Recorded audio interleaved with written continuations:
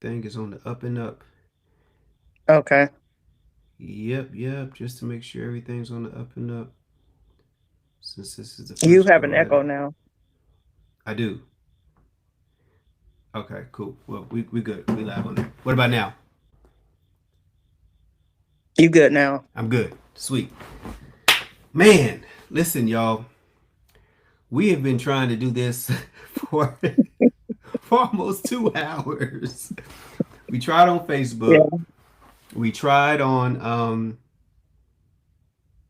Riverside the first time. Uh, and so I don't know. It's just one of them nights, but we're good to go now. So that's what's up. So Andrea, I got you for about 20 minutes. And All right.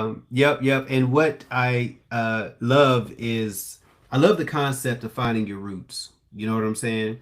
Um, Absolutely. it's just one of those things to where your everyday people um, sometimes get pushed to the side with that. And I get it. You got money that's involved, and you got people Right. that's what I'm saying, sponsors and everything else. But there's so many stories that are out there from a genealogy standpoint, authors and things like that are doing great things, such as yourself, um, Okay. that I feel deserve to be discussed and highlighted in ancestors. And so that's what we're doing today, you all here with History Before Us, as well as Andrea. So Andrea, Bluffton, Yeah. South Kakalaki. I'm in Yeah. North Carolina, and I was just in beautiful Bluffton not too long ago. Um, your introduction to history, what was that? Actually, coming down here as a little kid, summer vacations, visiting with my great grandfather, Bubba Martin, who was born in 1896. Bubba. Yes. That's what's up. His full name was John Henry Martin, Okay. but none of us called him that. Uh, he was Bubba. Okay. Yeah. And so how did that, like, what do you, was it a certain age, was it a certain story that took place that just kind of took off for you, where you were like, Well, yeah, this is it? he always told us stories about his grandmother Mm-hmm. and Bluffton and his travels. He was a merchant marine. So he said some very interesting things about his grandmother. But one of the things that he was most proud of that she was a landowner Okay. back pre Civil War. Mm. So So he she was she always was she was a free person of color, right? she Is was a what free what as they of would name it. the yes, as of Okay. the 1850 census. She was a free mulatto woman, Wow. Caroline Martin. Caroline Martin. And it Yes. was Bluffton always the place? Because obviously when we talk about and that's another thing is like, and I know that America, I feel, profits off of black pain stories. And I feel like even us, brothers and sisters, who um, look at our skin tone and look at this narration of what history is, and that is that everyone was enslaved. And Hmm. I have a fourth great grandfather who was free, and you have Hmm. one a grandmother who's free. And so, like, we also have to dispel these myths that there weren't any communities that were free or people within some of these communities that were free. But we also can't be ignorant to the fact that some of the same oppressive things in which enslaved individuals were experiencing, there were still so many different things that were interrupting the upward mobility of people who were free living in these communities as well. And also, Absolutely. what about the survivors remorse with that? You know what I'm saying? Like survivors Hmm. guilt as well. And so for you, when you first found out that you had people who were living free prior to the Civil War, I mean, how did that feel for you? Talk about that.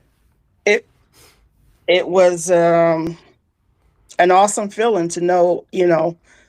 I've always been a lover of history since I was a little girl. However, typically the stories that we hear, mass incarceration, Mm-hmm. slavery, and all the horrors of that part of time.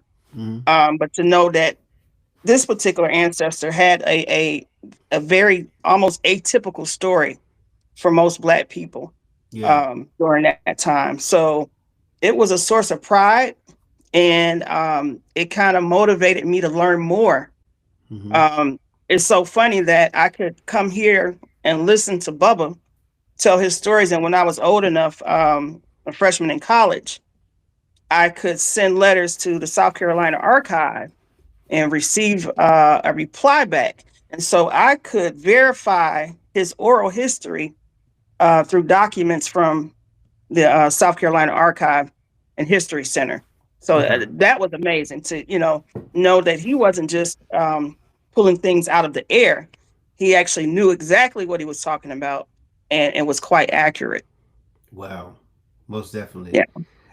And do you ever find yourself, whenever in genealogy circles, making yourself small to a certain degree with people who had rabid enslavement throughout their family? Like, do you ever kind of just pull back and don't bring that out just due to the fact that other people's historical circumstances may make them feel a certain type of way? And not you feeling bougie or anything because your people were free, but I'm just kind of curious, how does that show up for you mentally when you're having these conversations? Well, as a genealogist, you do more listening than you do talking, Mm-hmm. right? Um, you're a researcher at heart, Mm-hmm. and while this is one facet of my story, this is not the complete story. Yeah. Other parts of my family, they were enslaved, um, and we have stories about that as well. So this is just one facet that I've chosen to highlight right now. Yeah. But we had ancestors that were enslaved uh, in Georgia, Mm-hmm. North Carolina. Mm-hmm. So So there's still we those have, through lines that are there. It's yeah, just yeah, yeah, but mostly listening to other people. Um, you want to listen and hear them out, because we have a lot of shared realities, whether we want to admit it or not. yeah. Um, but again, Caroline's story was just a really um, Well, wait, wait, I wait. Before we jump expressive. into I that, mean, yeah. So before we atypical. jump, yeah. So with Caroline, so Andrea is an author. You all. So I wanted to put that out there. She's an author, and I'm gonna have her sign my book because we'll be at OGS together down in Yes. Charleston. And OGS is a genealogy conference for African American history. So let's dive into Caroline and that lineage. Oh yeah. Surnames. Yeah, let's go into some surnames and some places and things like that, if you don't mind. And then, of course, not giving the whole book away, but of course, we want you to tell people where they can find it and things like that. But let's get into the meat and potatoes of the genealogy with Caroline. Well, so Caroline Martin is my earliest ancestors for the Martin family out of Bluffton, South Carolina. She was born in 1820, right here in Bluffton, South Carolina.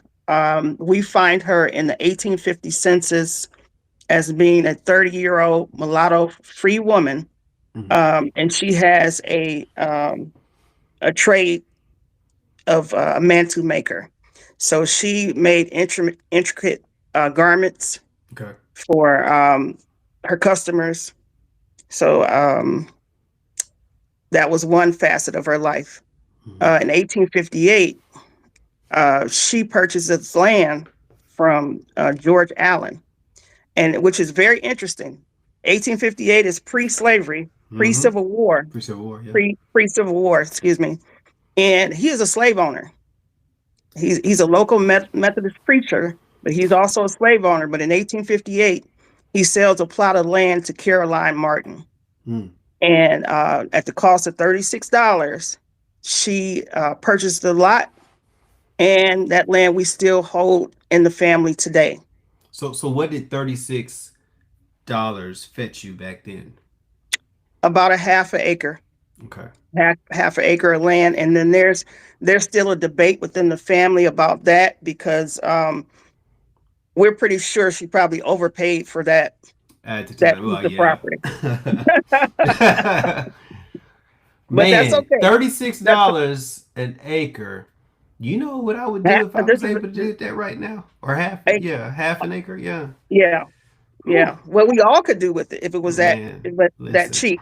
But the thing is, the beautiful part about this is that y'all held on to it, Absolutely. and it seems like, it, well, I know, just by us talking briefly over the past week and some change, that you're pretty hell bent on making sure that it goes nowhere, which is pretty. I don't want to say it's abnormal now, but it's pretty amazing because I see so many things where in various different places, this family is selling this or that family is selling that. Now this isn't to discuss. This isn't talking about the ones with eminent domain or how You're counties right. and cities are Hmm. taking advantage of them.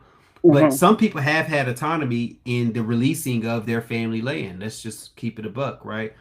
Yeah, Um, but that's not going to be the case for you all.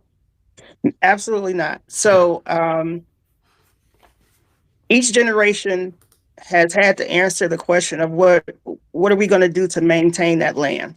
Mm-hmm. And these were people, just regular everyday people, um, with very limited education and limited resources, but they Okay. have always been able to answer the question Mm-hmm. of we are absolutely going to keep the land in the family. And for 167 years, we have done so, and we will continue to do so.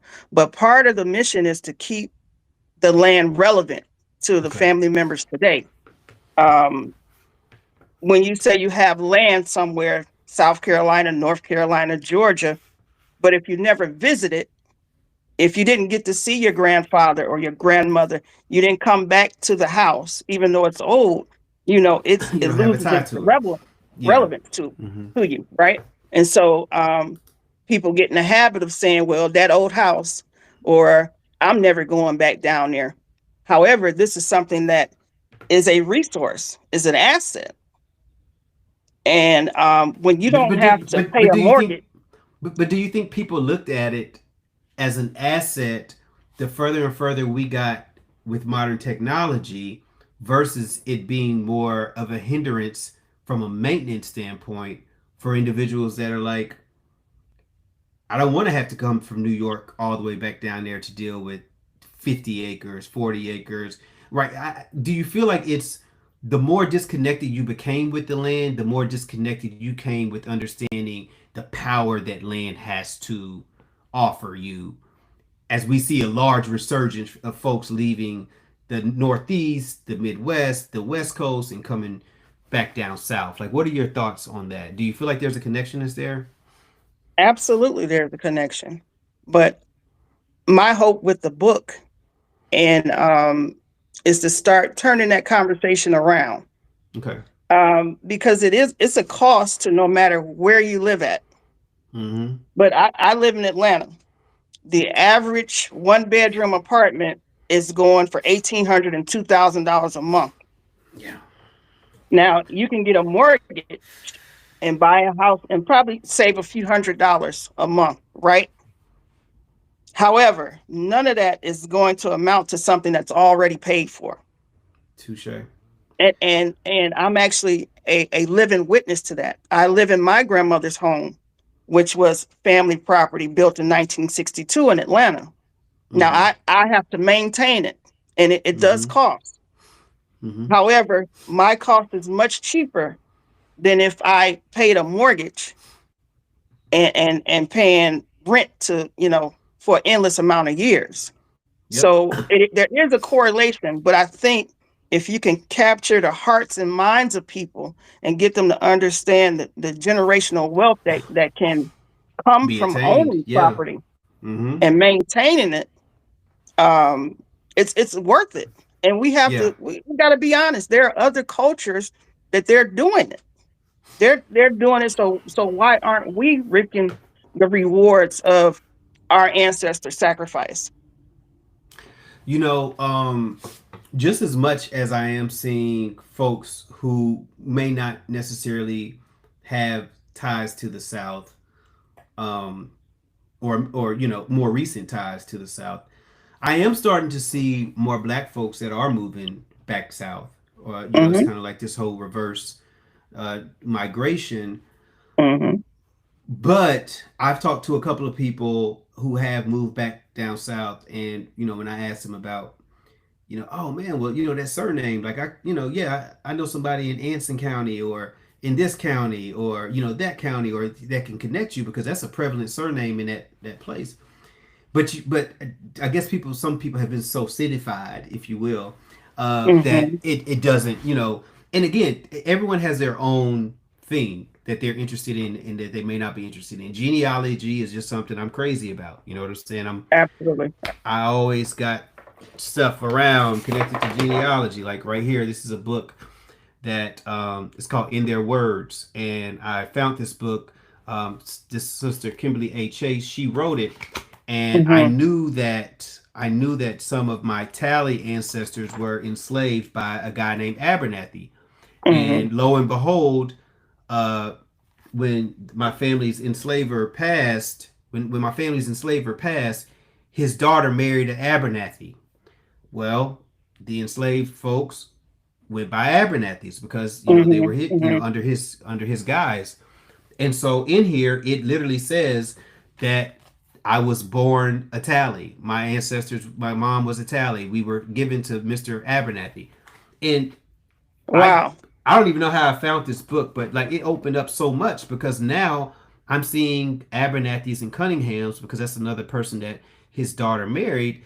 All these Mm-hmm. matches. Now it makes sense why I got all these Abernathy and Cunningham matches. It's not because they're Abernathys and Cunninghams. They were tallies first and then sold to, or I mean, willed to those folks. And Mm-hmm. so I'm saying all that to say that for me, just like it seems like for you, when we get up in age, you know, because we young, Yeah. instead of sitting out there with a crossword puzzle, and I may have one every now and then, but I'm gonna be doing some genealogy work. That's my crossword puzzle. You know what I'm It, saying? it's a story worth telling. It is. It's It your is. story. You wonder, why do I love rice? You know, Mm. what Mm-hmm. why do I love the water? I Yeah. always want to find a beach somewhere. Yeah. It's in you.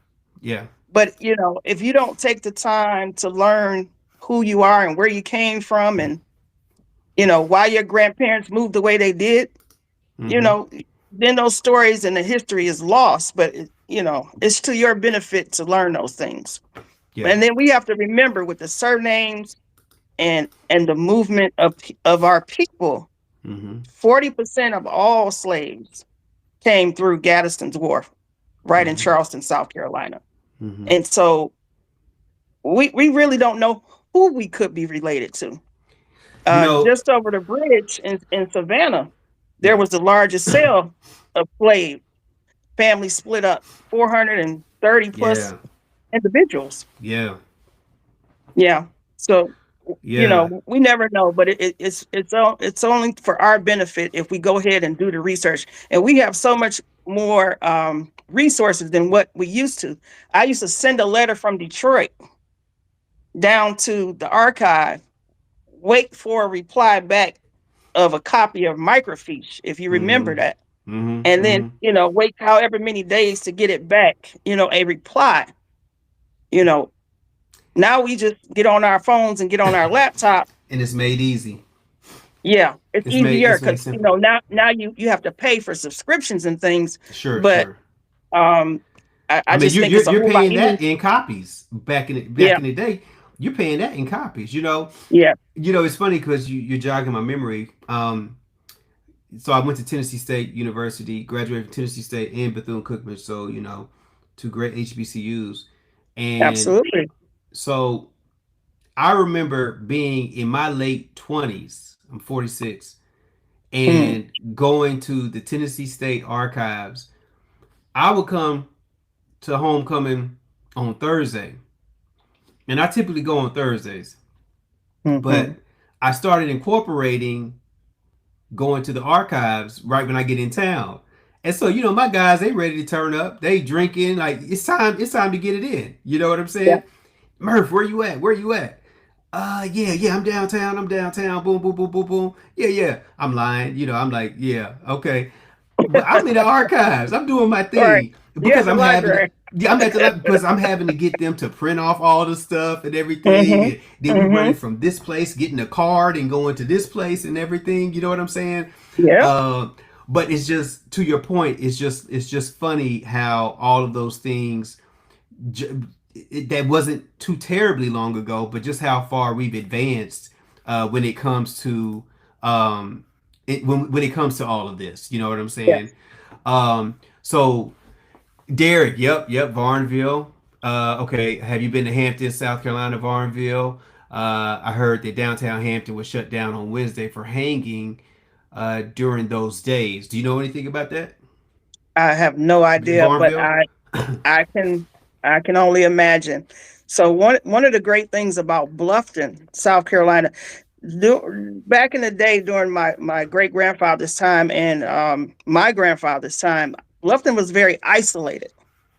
So Mm-hmm. Uncle Jake, who's 97, I'm actually at his home now. He will tell you that there were equally part white and black families here, Mm-hmm. and they didn't have all the racial tension that we know so well Mm-hmm. from our history.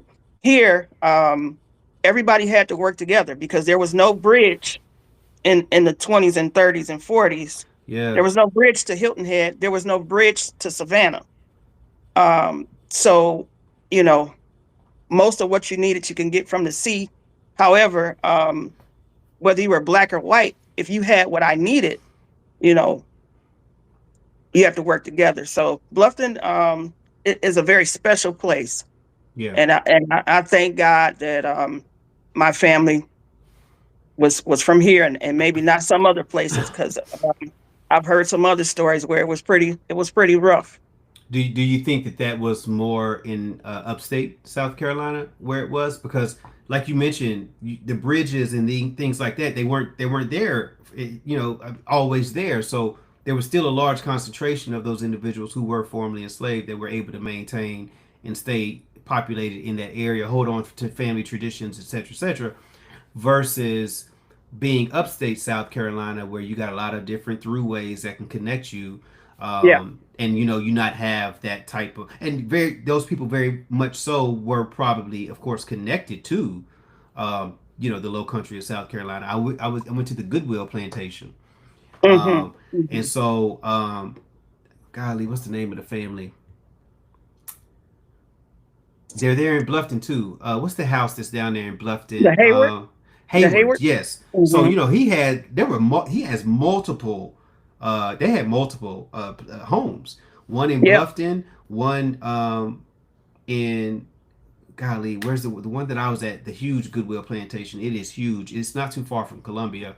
But you had that one, and there was another one Hmm. before you get to the city limits of Bluffton. Get to that area. So they had just enormous wealth and plantations Yeah. Oh yeah. everywhere, and so those individuals that were, and I know that some of them did come from Charleston, the Bluffton area, and Savannah, based on my tour there, but they were Hmm. ushered up top, right? And so they may Hmm. have been more susceptible to certain things post emancipation, versus you all who still didn't have a bridge to get you across.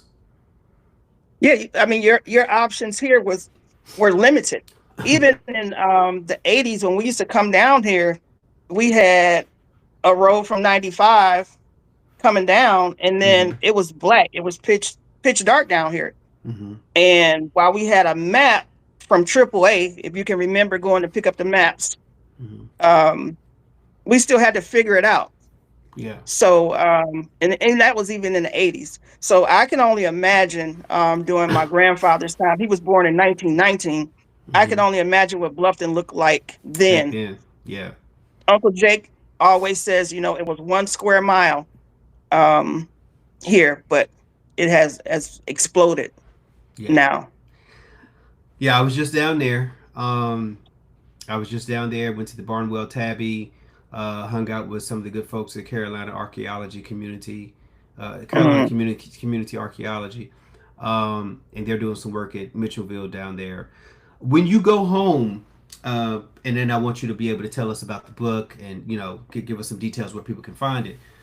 But when you go home, the things that you may not have taken advantage of, that you didn't take advantage of when you were younger and not living in Bluffton, when you go home, what are some of those things that you're like, when I go home, this is a must that I do this, right? What are some of those things? When I come back to Bluffton, Yep, when you come back to Bluffton, yep. um, and so years ago, my cousin just yelled it out. But um, when we used to come down here as kids, we wanted to go crabbing. Now Detroit is surrounded by water, so we could fish, sun up to sundown. Right. But to say that you were going crabbing, and I had a aunt who was famous for her deviled crabs, Mm, Aunt Mary. Um, we was always out there right. crabbing, Right. and she used to have the chicken sitting out in the sun, getting funky, and she said, that's what the crabs That's love. what they eat. Yeah, that's what they eat. Yeah, Yep. but then you have to haul that stuff back and forth, Mm-hmm. and it was bad, but Yeah. the reward was the crabs, Yep. and that was one of the things we loved coming down here, and we were just so fortunate with Uncle Jake. At the time, his house sits on a few acres, so we could go to the swimming pool. We could go to the tennis court. I Mm-hmm. had never known any black person to own a tennis court until I came down here. Outside of maybe Arthur Ashe back then, right? Like, Exactly. Now this is the early '80s. So yeah, again, coming to Bluffton was a paradise for us. yeah, for sure. And we thoroughly enjoyed it. Love it. He had dirt bikes. He had a boat. You know, we out on the ocean. You know, Yeah. we just had a great time here. But more so coming down here to cuisine, Mm-hmm. and we had gumbo and we had country boil before we knew it was country boil. Mm-hmm. We just loved it because everything we got from the water, the shrimp, the crab, either was free or next to nothing. Yeah. And everybody was always cooking something. Yep. So coming Love it. down here, we Back just to the had a great village. time. Back to Yeah. the village. Yep, for sure. Well, so in closing, let us know about the book. Tell us about Caroline's Claim and where can people find it? There we go. Yep. So here's the book, Give us a rundown. and it is actually on Amazon.com, Caroline's Claim, and it's also available on my website at AndreaMartin.org. I'm gonna It's put a 20. link in the thing real quick. Cool. Yeah, yeah. But go ahead. And I just made them available at the Bluffton Gullah Cultural Heritage Museum. So they have some copies available as well. Nice.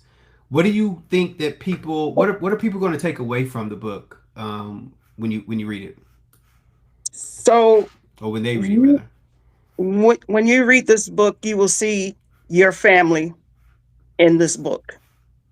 You will also see the possibilities Mm-hmm. of what could be.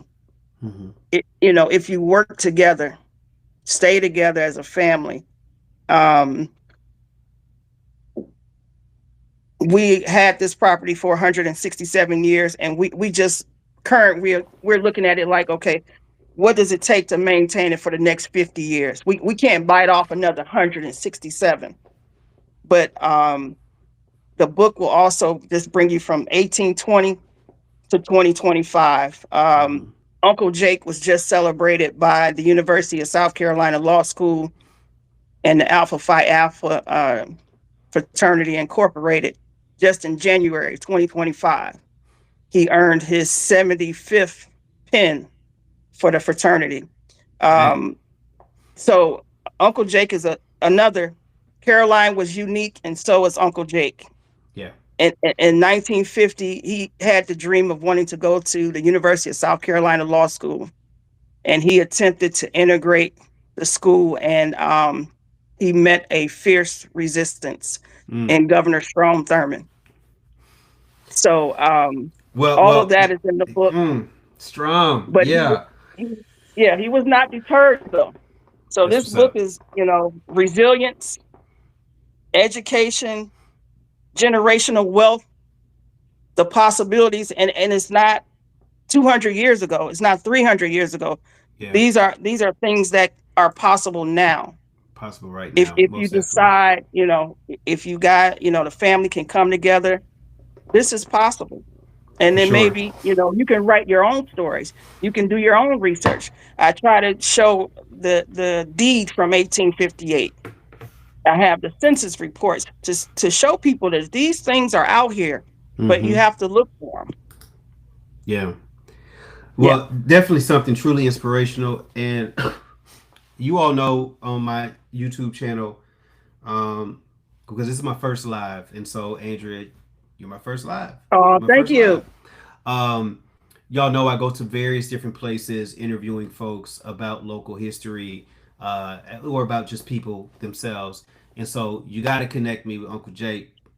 Um, Absolutely. so I'm Absolutely. gonna come down there at some point, either this winter or top of the year, because it doesn't get too terribly cold in South Carolina, especially your part. It Mm, gets chilly, but mm. it doesn't get where I was just at in Maine last Oh week. no. Oh no. So Or I think Detroit. I could, or Detroit, right? So we throw a couple heavy jackets on. I think we may be all right at the top of the sun when it's up. But I definitely look forward to coming down, and checking out the property, and chopping it up with some of the elders in the community that you can introduce me to. And I'm definitely looking forward to meeting you face to face at the OGS conference in Charleston. And if anyone Yes. here is going to OGS, you'll see us there chopping it up, and having a great time there at the museum I in can't wait. Charleston. Yeah, yeah, I can't wait. I can't wait either. So I put a link to her book in there. That's just Amazon, but you also said on your website too, which is AndreaMartin.com. .org. Okay, okay, sure. Martin.org. So y'all Absolutely. just heard that. So y'all make sure that y'all pull that up. And perhaps if you AndreaMartin.org. have some time, I will try to connect you with my uncle, my great uncle, Danny Martin, Okay. Senior. He's 93. He lives Really? he I lives in love it. Charleston. Yeah, he's a retired circuit court judge there. Okay. I love it. I love it. Um, yeah, I'm game to meet and talk to anybody. I mean, that's just kind of what this platform is, of course, is for me to be able to do that. Um, everybody, history is so important. Um, I can honestly say when I got deep into genealogy that I felt more complete as a person. And it's not that I Yeah. felt like I was just like there was something inherently missing in my life. It just kind of made life make sense. You know what I'm Mm-hmm. saying? Like looking at death certificates, looking at newspaper clippings when this person was working at this job, or this person owned this business or had this interest. Because back then, the world was smaller, not as many people. And when I mean world, I mean population. So breaking news was really breaking news. Or it was just Absolutely. or it was just gossip as well. This person came from Detroit to visit this person and stayed for 2 days with such and such. I mean, it went down the whole gamut in some of these things. You know what I'm saying? Yes. Yes. So the snitching was out. Uh, and I always think, I'm like, what would make, like, this person came to visit her family for 2 weeks, and it would just say that. You know what I'm saying? And I love newspapers.com. I'm always going through newspapers, but I just That thought it was quite that's interesting. my best resource right now. I'm telling I, you, I I'm love telling them. you. Yes, yes. So shout out newspapers.com. Um, but yeah, it just created a sense of wholeness, which is why I love what I do today, and I know that that's why you love what it is that you do today. Absolutely. And then to see your people, like just this winter when, Uncle Jake was being honored, I was doing some research about, his journey with University of South Carolina, Mhm, and I'm on newspaper.com, and I found over 50 different articles about it, about Uncle Jake in 1950. mind blowing, And right? and to share that with him, to let him know that he made national news before, it was really national news. For sure, You know, for as sure. as a black man, he, Yeah, he had articles in New York, Philadelphia, Iowa. all over the place, talking about this man from Bluffton that tried to challenge the University of South Carolina Law School. I love it. I love Yeah, it. That's the unheralded history that I love, y'all. And so I greatly appreciate you for taking the time with me on today. And I know we had some absolutely. technical difficulties on Facebook, but we're gonna get that squared away, and we'll be on Facebook having another conversation. And Sure. yeah, any can you tell people how to get in contact with you again, and any social medias and things like that before we get off here? Absolutely. So I'm on Facebook, Andrea Martin. I'm also on Instagram at Travel with Drea 24. Travel So with I'm on Drea there, and I'm 24. on Mm-hmm. TikTok as well, Travel with Drea 24. Mm-hmm. I also have an email address, armartin77 at gmail.com. Beautiful, beautiful. Well, listen, thank you all for tuning in. Andrea, again, I greatly appreciate you, and I look forward to seeing you in a couple of weeks. I appreciate you. All right, peace and blessings, everybody. Take care.